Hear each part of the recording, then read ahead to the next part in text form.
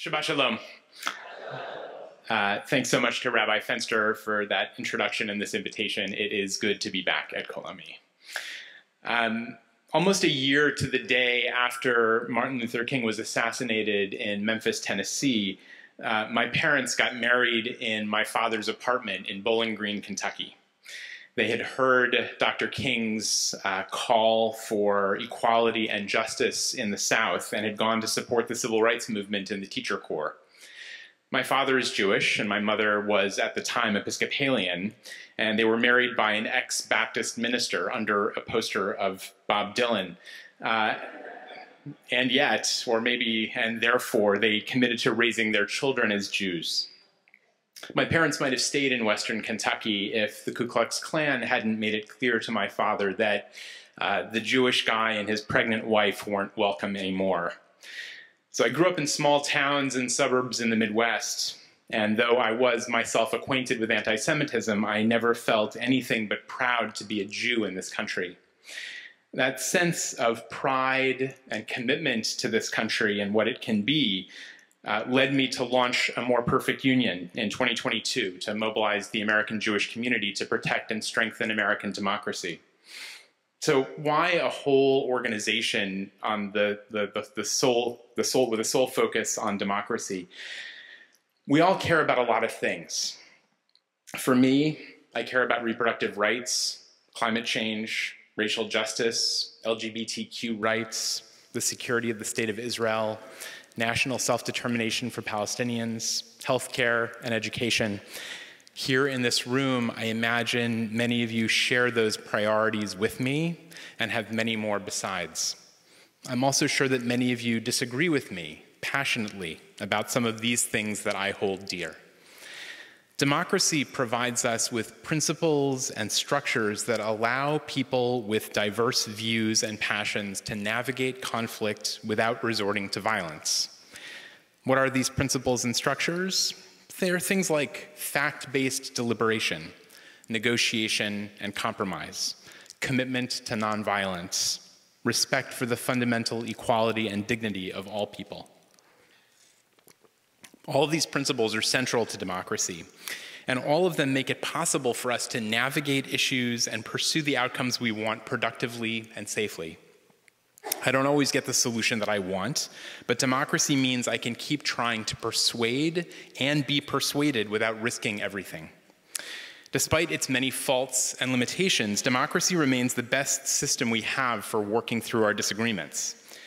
In the course of my work, I often speak with leaders of Jewish organizations who tell me that protecting democracy isn't their priority. They're focused on other issues. My response is that democracy isn't an issue at all. It's the sandbox, the playing field, the enabling environment that allows us to make progress on the issues we care about. Whether you're focused on school choice, reproductive freedom, gun rights, healthcare, your ability to achieve your goals depends on a democratic system where your and any citizen's values and priorities can be heard, argued for, and acted on. That's why democracy matters in general. Now, let's talk about why it matters for Jews in particular. To do that, we need to go back to America's founding.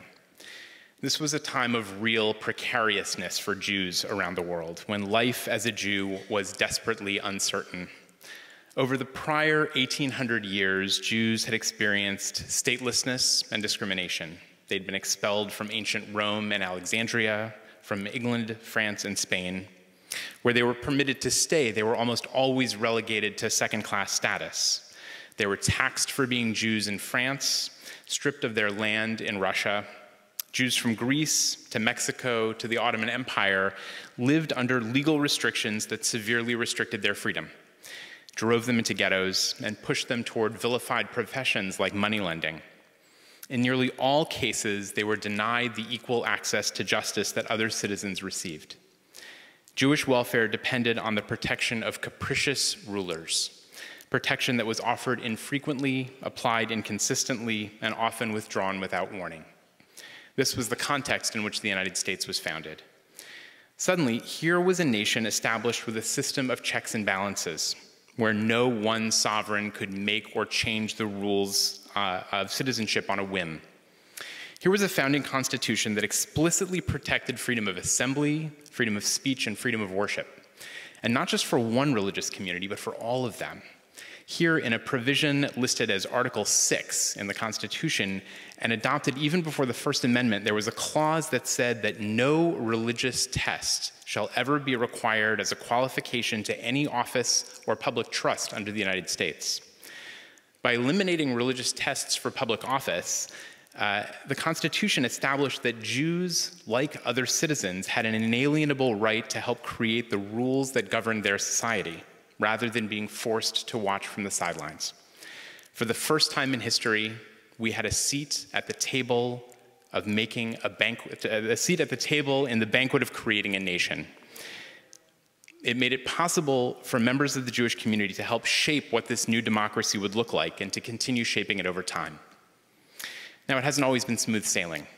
The American Jewish community has faced real challenges. From Ulysses S. Grant's attempted expulsion of Jews from Tennessee, Kentucky, and Mississippi in 1862, to Jewish quotas in universities, to blowback following America's entry into World War I and World War II, to the dramatic upswing in anti-Semitism we've seen over the last decade, Jews in America have been victims of persecution, exclusion, and violence. But despite these challenges, over nearly 250 years, America's democracy has largely given us the protections and opportunities to pursue our religion and our culture and to participate as equals in secular society. Today, the United States has the largest Jewish population outside the state of Israel. Jewish Americans have served in government from local offices to the Supreme Court. The foundations on which American democracy rests have allowed our community to thrive and advocate for our own interests at home and abroad.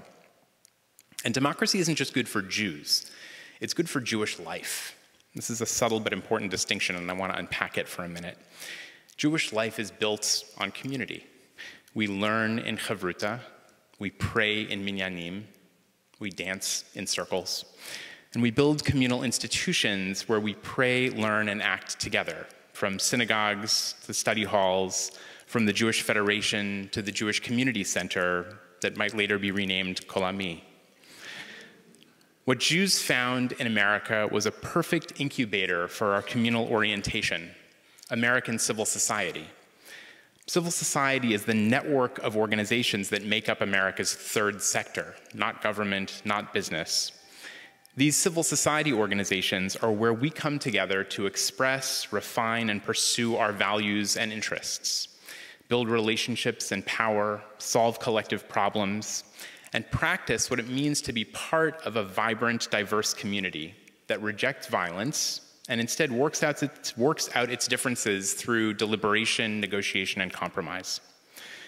Alexis de Tocqueville, writing about this 200 years ago, saw like a deep novelty in American civil society. He wrote, "Among democratic nations, all citizens are independent and weak.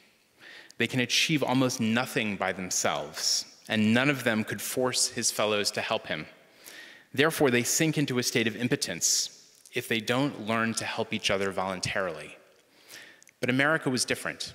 Here, Tocqueville notes, Americans of all ages, conditions, and dispositions constantly unite together.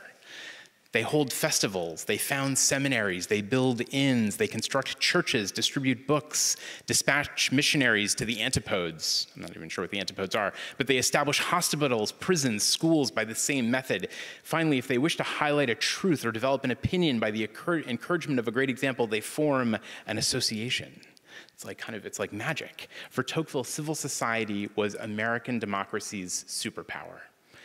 And wow, Jews have taken this civil society thing and run with it. By some counts, the American Jewish community supports and is supported by some 7,500 civil society organizations. There are Jewish film festivals and arts societies, arts collectives, farming communities, Jewish radio stations and 12-step groups, publishing companies. Jewish Veg encourages Jews to go vegan. Grow Torah advocates for Torah values through gardening. The Jewish Braille Institute, which is one of our partners and takes all of our content and turns it into Braille, oh my God, makes Jewish reading materials available to those with blindness and low vision. The Jewish community has built a remarkably diverse network of civil society organizations that forms the warp and weft of Jewish life in this country. So you see why American democracy matters so much to the Jewish community. It keeps us safe. It guarantees our basic rights and the power to engage on issues that matter to us. And it gives us the ability to nurture and be nurtured by a thriving Jewish civil society. All of these elements are why Jewish life has flourished in the United States to a greater extent than anywhere else in the diaspora in the last 2,000 years. It's also why the erosion of American democracy must alarm us, particularly as American Jews. Today, we're seeing the threads of that safety net of our democracy begin to unravel. We're seeing a dramatic increase in toxic polarization. A lot of people use that term, and it's different. I want to name that it's different from regular, everyday polarization, which is actually a good thing. Having multiple political parties that represent different values and perspectives serves a lot of valuable purposes. It gives diverse people political homes in which they can pursue their visions for the good life. And the tension between those parties energizes productive debates about how to solve hard problems. But toxic polarization changes that dynamic. It shifts the focus of polarization from the content of ideas to the people who hold them. It characterizes our political opponents not as fellow citizens in pursuit of alternate visions for the future, but instead as existential threats and enemies of the state. This not only increases the likelihood of political violence, it also over-indexes us on elections as the only venue or vector where policy choices get to be solved and turns them into this high-stakes, zero-sum venue in which everything is won or lost. We're seeing the deterioration of long-standing democratic norms like forbearance, which counts on restraint by political leaders to respect the spirit of the law even when they have the technical ability to maximize their interests. Norms like concession, in which the idea that an election's losing party should acknowledge their loss in order to maintain trust in the broader system. We're seeing a decline in media freedom, including the ability of a free and trusted press to ensure accountability and transparency, especially as local independent newspapers disappear from the scene. We're on track by the end of this year to lose a third of the newspapers we had in this country in 2005. We're seeing concerted efforts to subvert elections, from voting restrictions and aggressive gerrymandering, to challenges to overseas ballots, to the coup attempt we witnessed on January 6, 2021. And we're reckoning with a startling rise in extremism and political violence, most recently and alarmingly illustrated by the 2 assassination attempts against former President Trump. While these threats affect all Americans, they come with unique warnings for the Jewish community. We know from our history that the collapse of democratic norms and institutions can leave us vulnerable to persecution and violence. And we're seeing in real time threats to our safety and security. Nearly 250 years after protections for minority religions and communities were etched into our founding documents, our national commitment to those protections is beginning to crack. But we don't need to be bystanders to this unfolding calamity. The author and activist Adrienne Marie Brown was recently asked how she can remain positive in the face of so much injustice. She turns the question around and says, how lucky are we to be alive at this time in history when so many momentous decisions that will affect our future and the future of the planet are being made. Her orientation to what can feel overwhelming and paralyzing is exactly what we need. We have the ability to strengthen the civic core of this country, promote democratic engagement, and protect the system of democracy that has protected us. Here are a few ways. First, make your commitment to democracy explicit. At A More Perfect Union, we've adopted a set of democracy principles to make clear what we mean when we say we stand for democracy. Our principles, which you can find at democracyprinciples.org. It's amazing that people leave these URLs lying around, but we picked that one up. They were inspired by the American Bar Association, which is promoting its own set of principles. They launched them this summer to remind lawyers that they have a responsibility to the rule of law and to try to get ahead of the legal malfeasance that Rudy Giuliani and some of his allies pursued in their efforts to overturn the 2020 election. We're working to encourage as many Jewish civil society organizations and leaders to adopt the principles before the election. Our principles are pretty straightforward. They don't feel particularly radical. I'll read them to you. 1, respect the rule of law and support and defend the fundamental principle of equal justice under the law. 2, defend the sacrosanct American rights to free speech, free expression, freedom of the press, freedom to assemble, and free exercise of religion.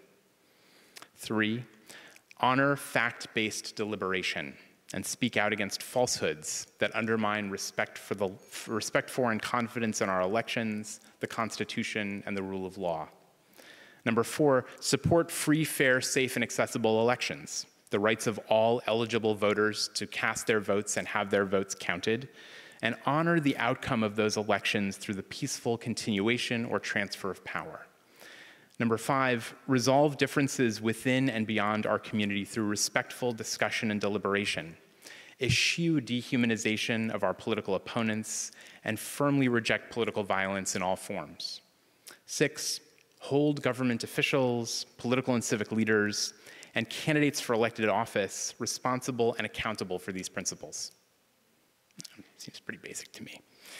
We've just put this out, and 80 Jewish organizations have already signed on. Some have refused. Too many, I think. As leaders in the Jewish community, you can encourage the Jewish institutions in which you have influence to adopt them. Second, stand up for democracy when it's challenged. And particularly do it when those challenges come from your political allies. While there's been a lot of political cowardice over the last decade, we've also witnessed incredible courage from leaders who've been willing to make serious sacrifices to stand up for their principles. Former Republican members of Congress Liz Cheney of Wyoming and Adam Kinzinger of Illinois both gave up elected office to take principled stances against Democratic abuses.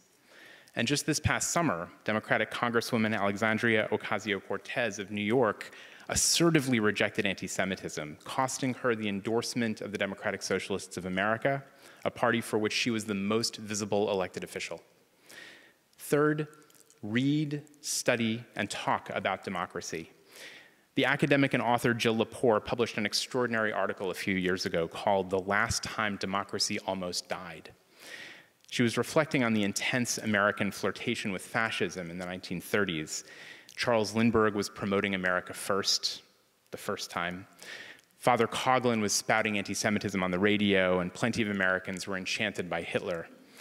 Lepore claims that what saved us from succumbing to autocracy during that decade was actually robust civic learning for people of all ages. Folks gathered together in libraries and schools and community centers to talk about democracy.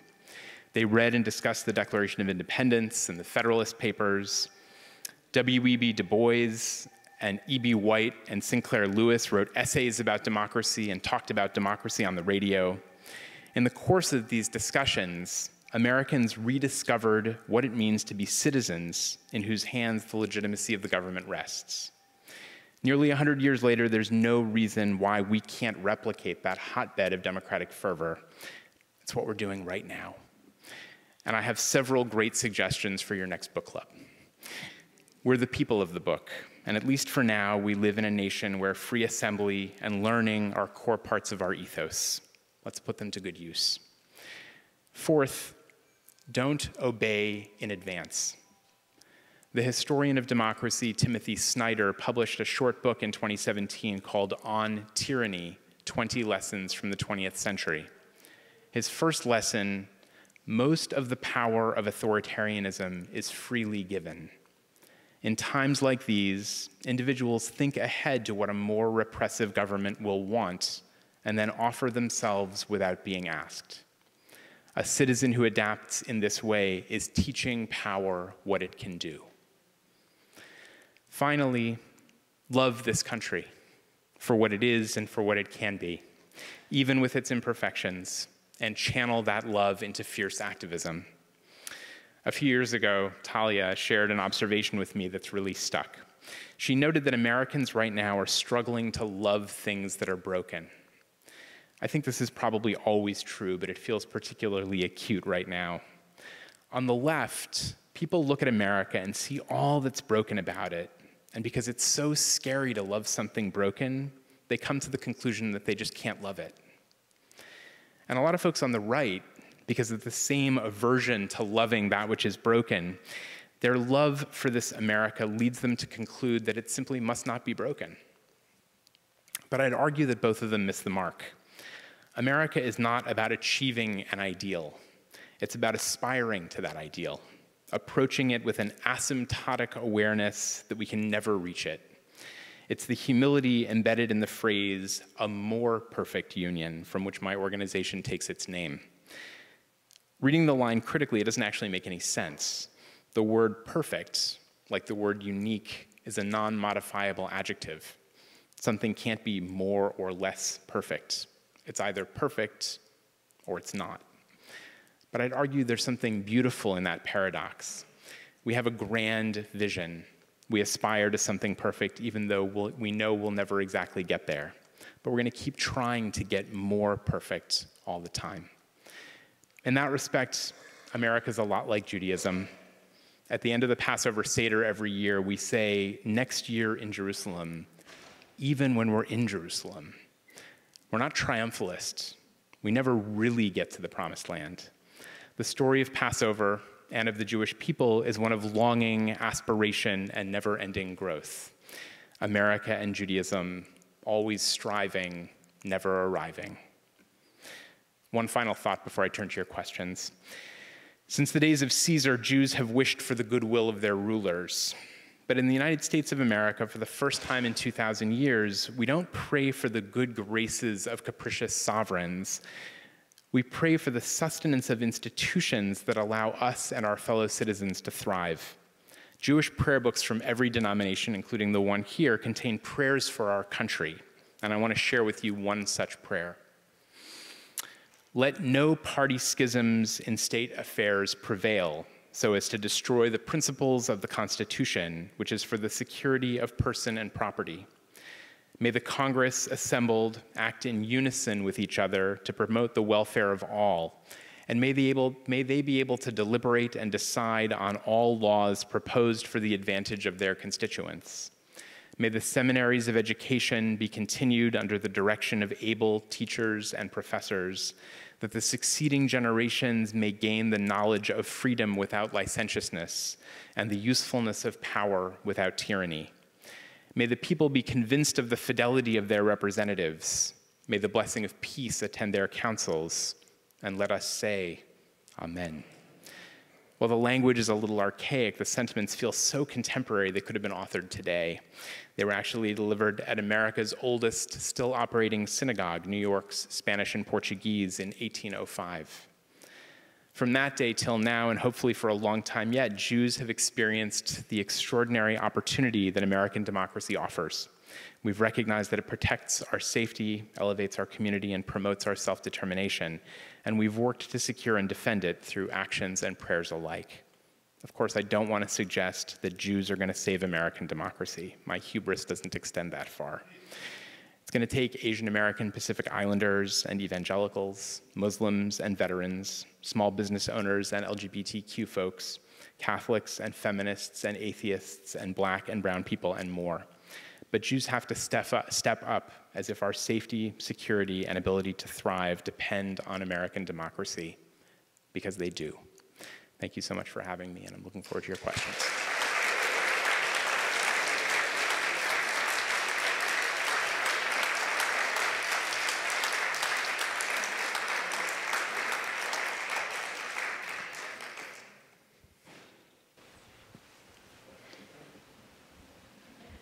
Hi, my name is Rachel.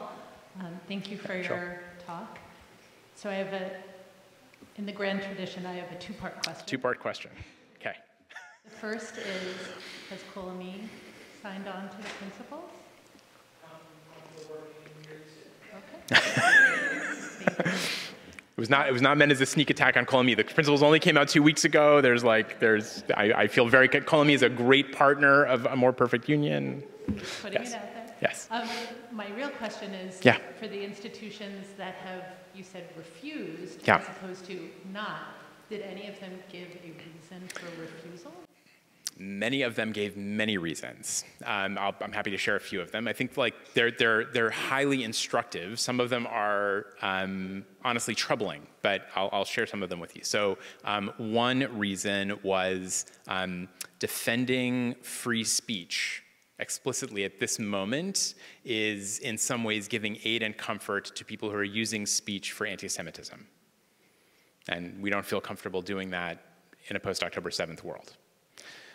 Another response was too many of the principles are clearly directed against one of the candidates for president, namely the rejection of political violence, the peaceful transfer of power, and the commitment to free and fair elections. And therefore, the principles are partisan, and we can't sign on to those. Another challenge was from an African-American Jewish woman who said, I don't feel comfortable signing on to something that so explicitly endorses the Constitution because the Constitution has racist qualities embedded in it. And another very honest, although very off-the-record comment was, we have donors who would consider signing on to this pledge to be not acceptable, and it would cost us money, which I understand, and I get it. Other questions?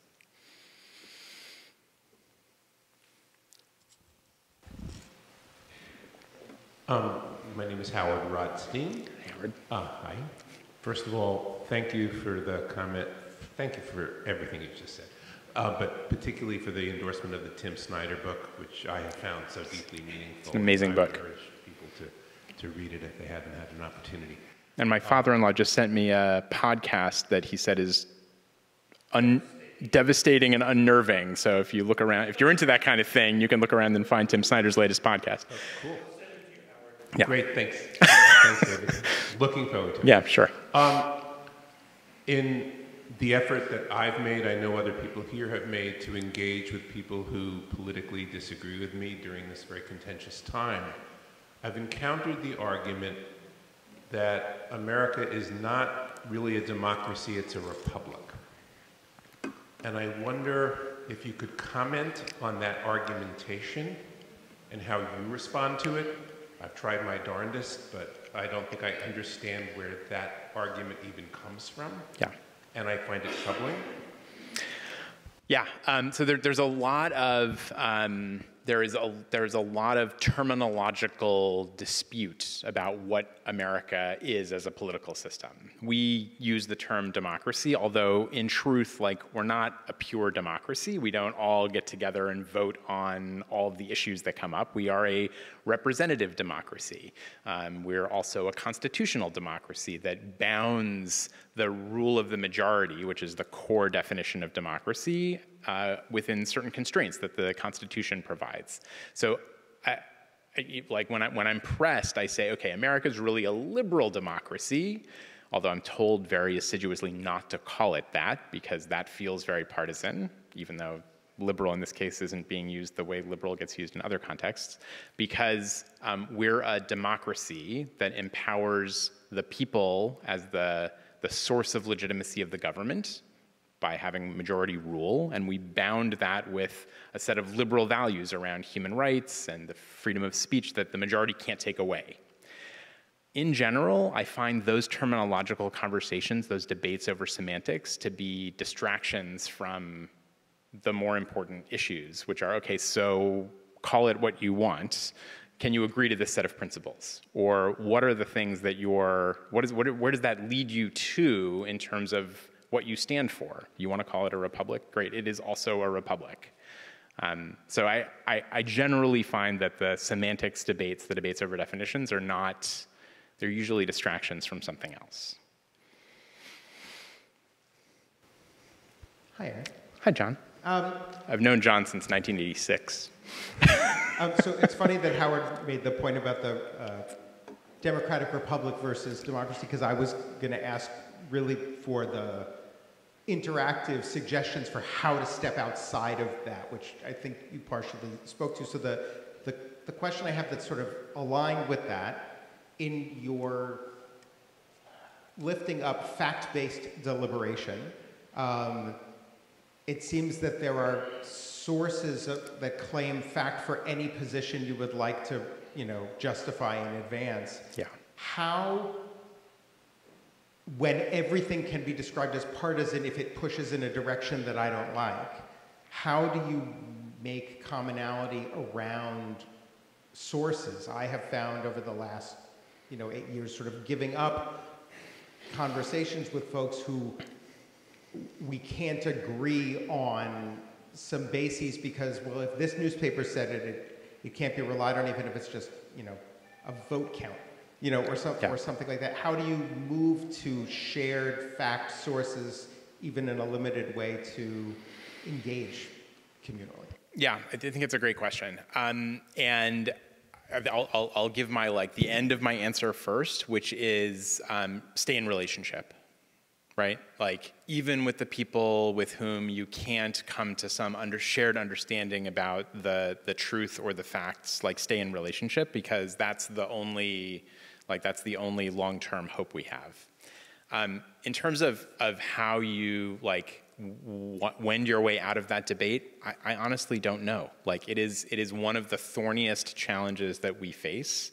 I think the one place that I have gone for my own kind of resolution around, this is my first book assignment for book groups. Everybody got your pen? Okay. Jonathan Rauch's book, The Constitution of Knowledge. So Rauch is this is a real problem. The kind of weaponization of rhetoric as a source of, as a way of undermining the ability to have fact-based deliberation or truthhood-based deliberation. And he does a really good job actually of talking about the ways that the right challenges it and the way the left challenges it, and it's clear that both sides have some responsibility in this. But he says that for a fact to be something that's part of knowledge, it has to be disprovable. It has to be subjectable to a test of provability, and it can't rely on a particular person being the only owner of the truth. So it has to be shareable and disprovable. And if you can get to a place of agreeing on that as your set of criteria, then you can have a conversation about what constitutes, what makes this thing that you're asserting a fact. Is it disprovable? Is it only available to people who are white evangelical Christians or people of color or whatever? Then it's not a fact. It's another kind of a thing. It might be an article of faith. It might be a belief system. It might be a value. Those things are legit, but those aren't facts. They aren't part of knowledge. It's the best I got.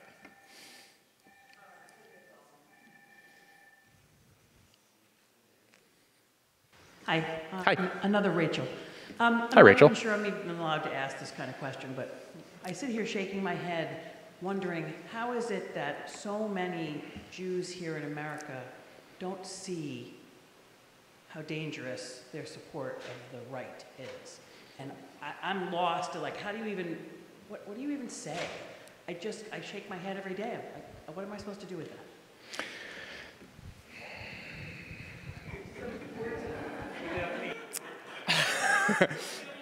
No, it's not. I don't have to even caveat it by saying don't be partisan, right? There are policy positions and stances that the Republican Party and the Republican candidate for president holds right now that legitimately represent perspectives of a lot of American Jews.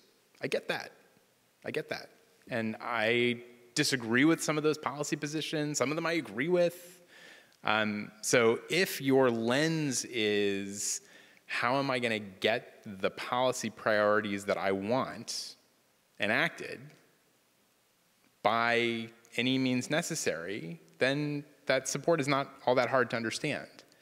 I think it requires going up a level and saying, okay, hold on, winning by any means necessary is where power and force are the medium. And that's different from democracy. In democracy, the medium is persuasion, it's rules, it's the rule of law, it's laws that aren't kind of arbitrarily applied.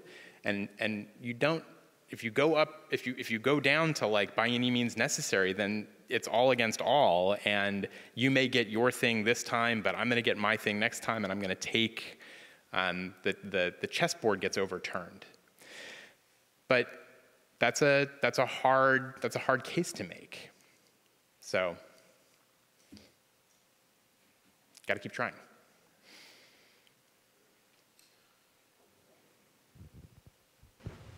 Hi, Myra. How do you deal in a democracy with people who will not compromise?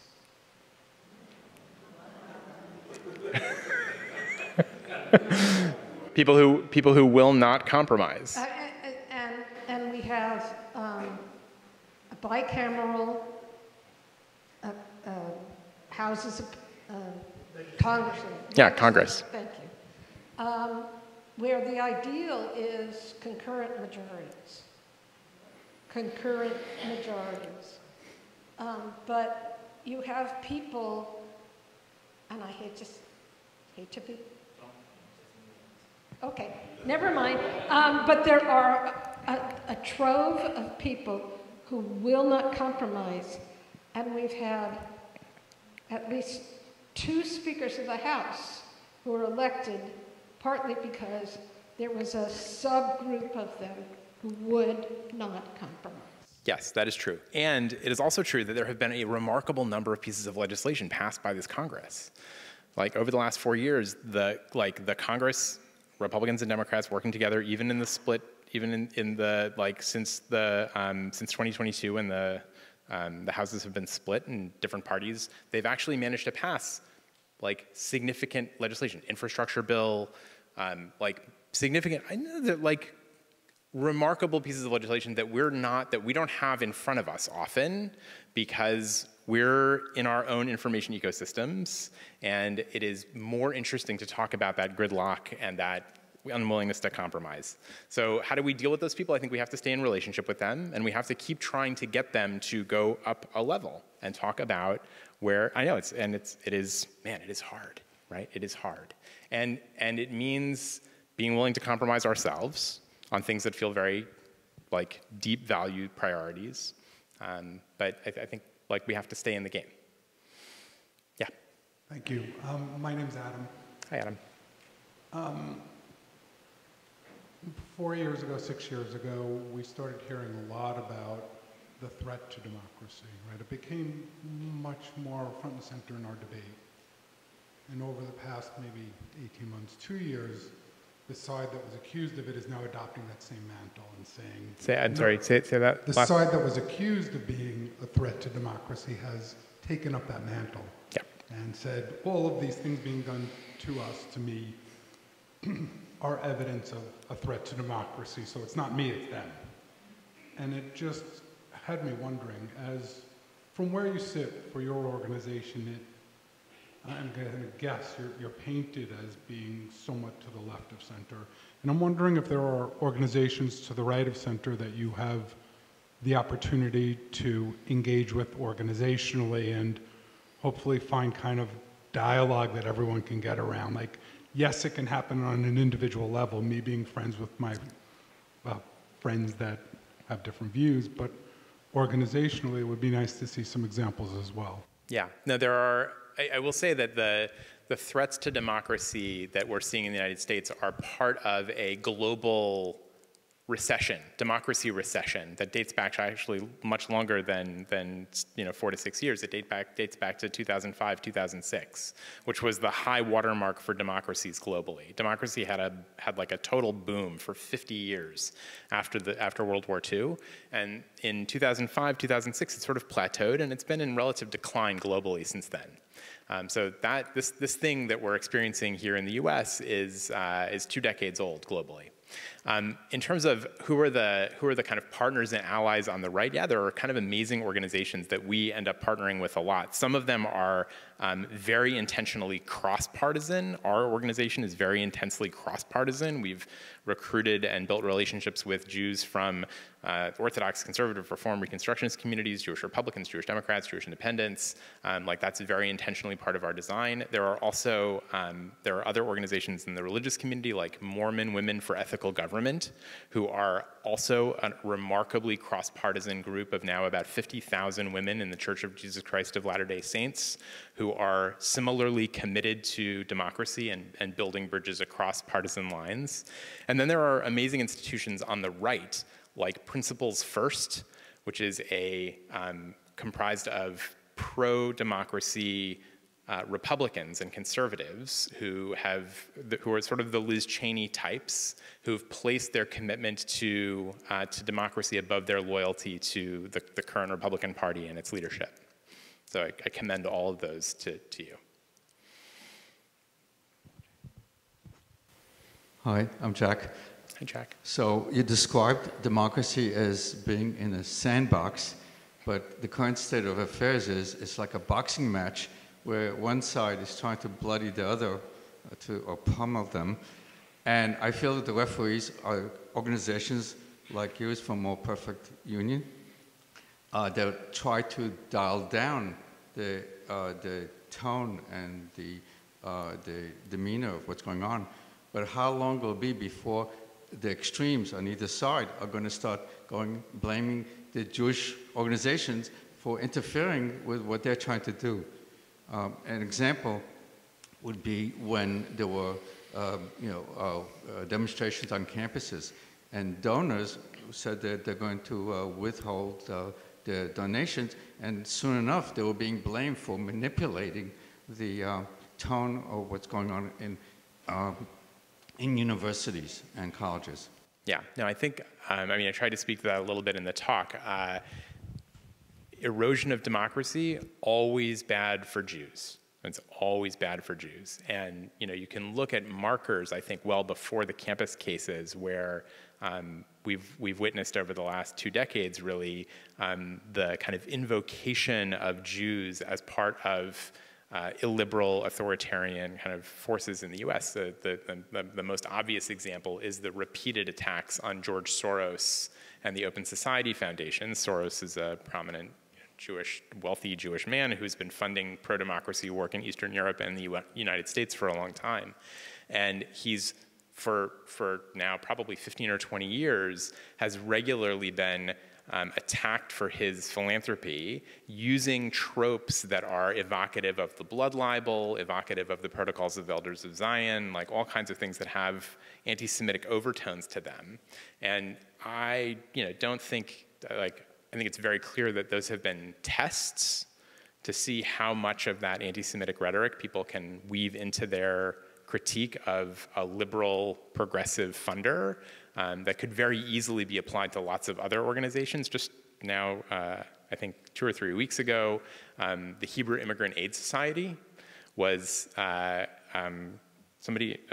Republican member of Congress held up some piece of paper from Hayes to use as an example of the kind of immigration threat that we're confronting in this country. So I think there are lots of ways that Jewish organizations are going to be, and Jews are going to be sort of canaries in the coal mine around threats to democracy. I think it's already happening.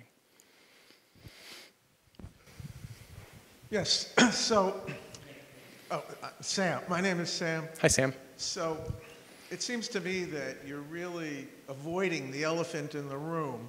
You have this cross-partisan or non-partisan group, and you have your schedule of democratic principles, and there are 2 candidates for president right now, and it seems to me, as a liberal Democrat, that the only person who is opposed to all of your democratic principles is Donald Trump. And so it seems to me, and tell me why I'm wrong, that a vote for Donald Trump is a vote for the opposite of all of those democratic principles. Next question.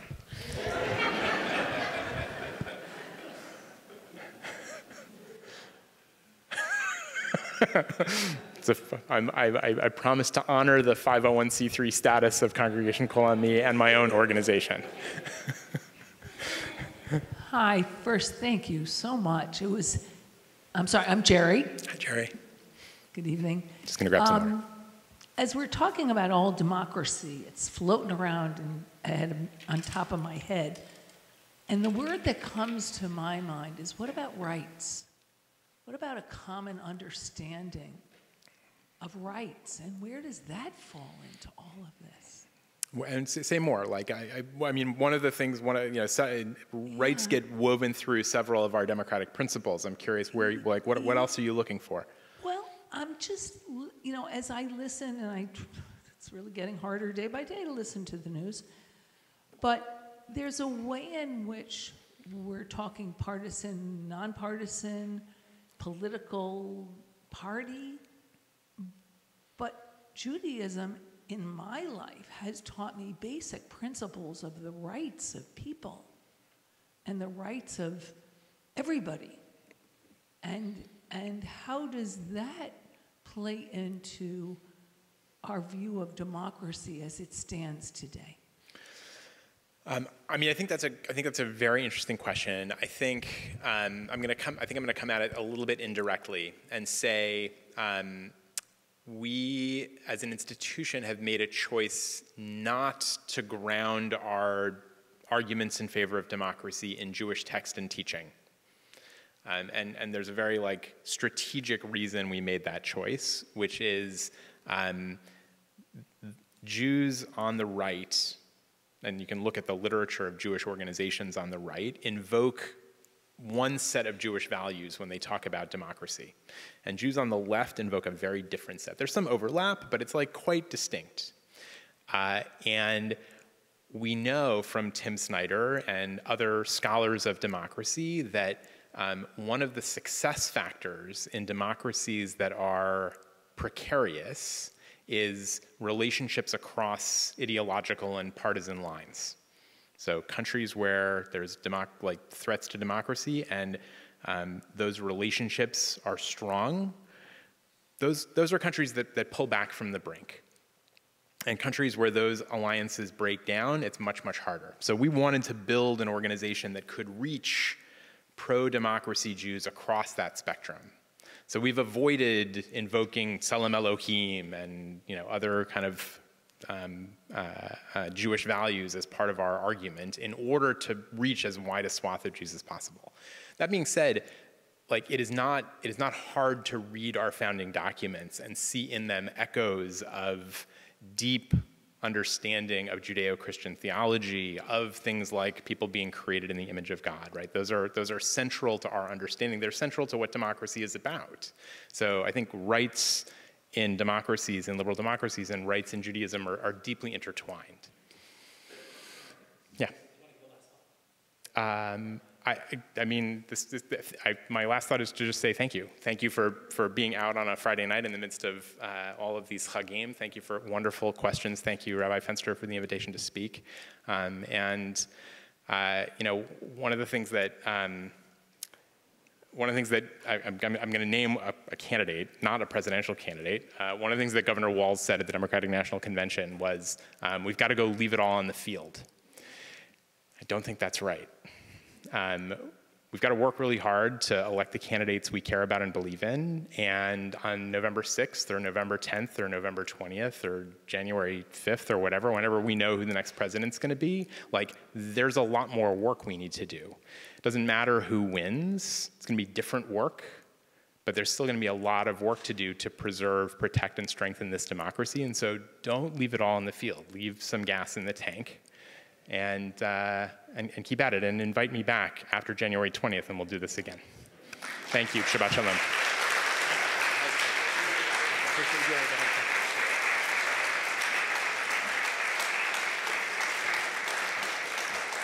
I want to offer just a closing thought and logistics and gratitude. So. I have a whole sermon's worth of content that I cut from my Yom Kippur sermon. One was from an interview with Micha Goodman on the Times of Israel Daily Briefing. He's a philosopher and he was talking about, it's in my notes over there, the long telegram during the Cold War. I don't remember the name of the person who wrote it. George something. Sure, whatever you just said, yes. And one of the things that it talked about in the Cold War was that as much as the battles mattered, what also mattered in America in order to defeat communism in the Soviet Union was unity in America. And that the work we do within civil society is part of what allows democracy to flourish. And I know Aaron mentioned this, and I want to reiterate, and as I said to you on Kol Nidre, we can't get up from the table. When we disagree, we have to remain in a relationship. Whoever you vote for, you're welcome in this community. Wherever you land on the political spectrum, what we do here is relationship and community building. There may be values that we seek in the midst of that work, but community and the relationships we hold, and not unanimity, but the unity that we hold is really critical.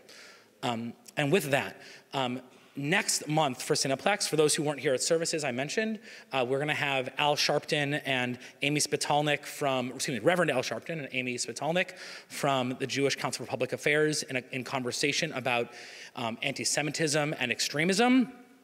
December, we're gonna celebrate Hanukkah early and do trivia. It's gonna be fun, come for that. And then in January, in the world of toxic polarization, the One America movement is gonna be here. We're gonna have a rabbi, Rabbi Fred Reeves, and one of his colleagues are gonna come and have a conversation about what is toxic polarization, how does it function, and how do we work against it. So more of this conversation, and that will be the Friday right before the inauguration. More of this conversation to come. And once again, Aaron, thank you so much for your time and thoughtfulness today. Really appreciate it.